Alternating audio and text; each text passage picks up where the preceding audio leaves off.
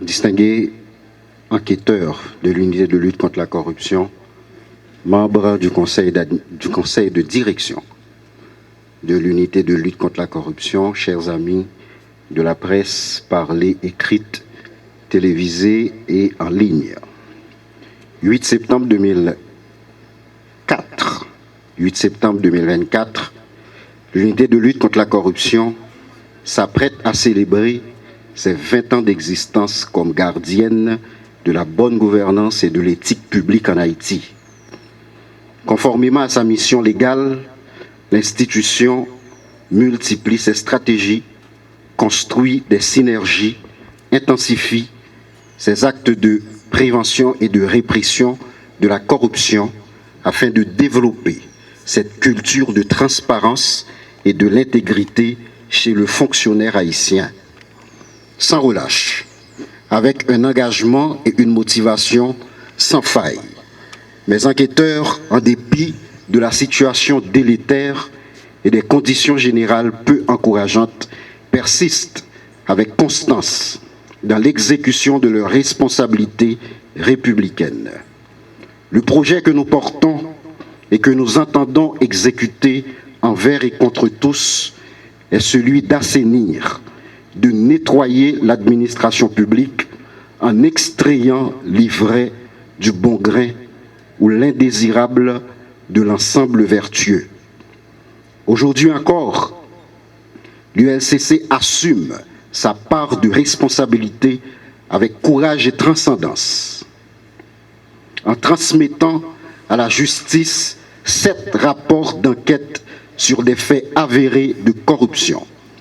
Ces résultats issus de plusieurs mois, voire d'années d'investigation, mettent en lumière l'immensité des défis et le degré de porosité et de fébrilité de nos garde-fous institutionnels.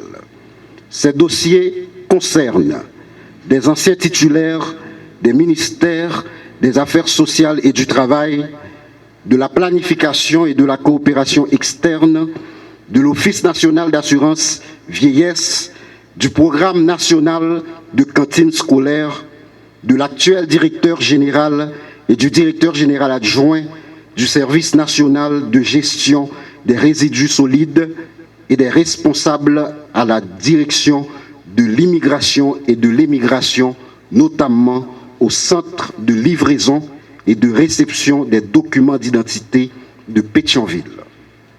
Ces personnalités ont trahi leur pays en portant atteinte à la probité, en commettant des crimes financiers et des infractions de corruption.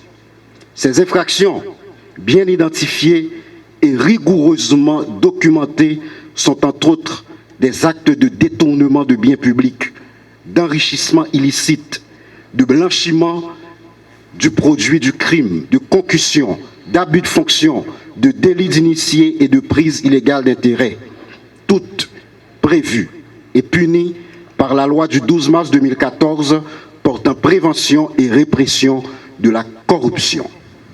Sur l'ensemble de ces cas investigués, l'État haïtien a perdu la rondelette somme de plus de 614 millions de gourdes, un montant qui dépasse paradoxalement doublement le budget accordé à l'ULCC pour lutter contre la corruption. La remise de cet énième lot de rapports met à 94 le nombre de dossiers transmis par l'ULCC à la justice depuis son existence en 2004. De ces 94, mon administration en a transmis 49, soit plus de 50%. Ces rapports soutenus par une documentation scientifique attendent encore, pour la très grande majorité, les verdicts des cours et tribunaux du pays. Je rappelle que les juges doivent décider en toute indépendance, en priorisant l'intérêt général, en s'efforçant de résister aux forces occultes détentrices d'avoirs importants issus des actes de corruption qu'ils sont tenus de réprimer. Dans cet esprit, je veux saluer la récente publication par le Conseil supérieur du pouvoir judiciaire du guide de déontologie du magistrat. La justice, à cette phase, doit aider.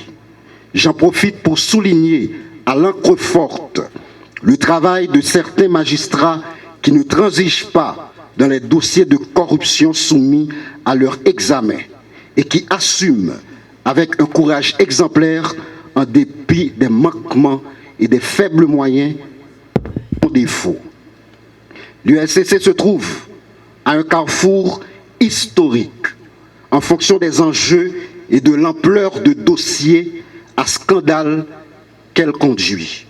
Cette institution qui détient cette noble charge de moraliser l'administration publique et la vie publique en général, de protéger les biens publics et collectifs, répondra à ce rendez-vous de l'histoire.